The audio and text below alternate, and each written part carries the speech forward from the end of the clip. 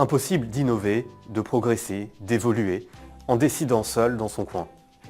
Mieux vaut favoriser l'intelligence collective, notamment en misant sur le brainstorming. Si le brainstorming est un terme à la mode, mieux vaut bien le mettre en place sous peine de perdre du temps dans des réunions improductives.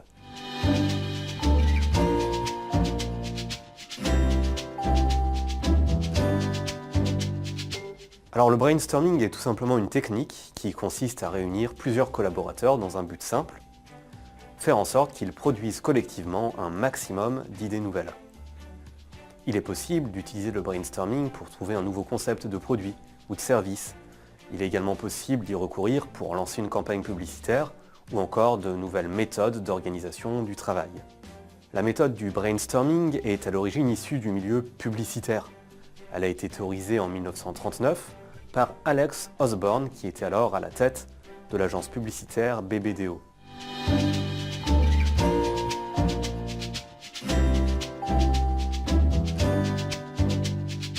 Concrètement, il existe plusieurs conditions pour réussir une séance de brainstorming. Le nombre de participants est primordial. Trop peu de personnes empêchent l'émergence d'idées nouvelles, mais un nombre trop élevé de participants va enliser la discussion. L'idéal est d'être entre 8 et 10 participants. La motivation joue quant à elle un rôle clé. Mieux vaut donc privilégier les collaborateurs motivés et volontaires. Il est difficile d'être créatif sous la contrainte.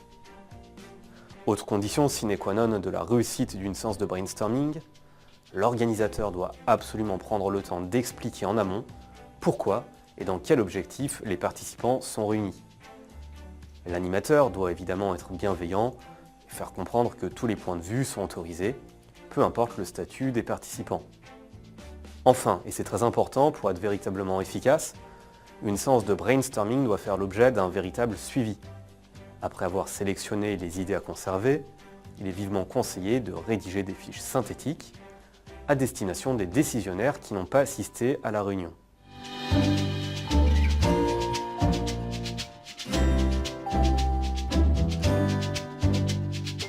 Les spécialistes du marketing, du coaching, d'études de marché, de management ou encore de gestion de projet fourmillent d'idées pour réussir le processus de brainstorming. Voici pêle-mêle quelques idées pour mener à bien sa stratégie. Bien sûr, libre à vous d'inventer d'autres méthodes. Alors se mettre dans la peau de quelqu'un d'autre, se placer dans le futur, travailler en plusieurs équipes et partager les idées, associer des mots à des images, sont des formes de techniques de brainstorming relativement utilisées dans les entreprises.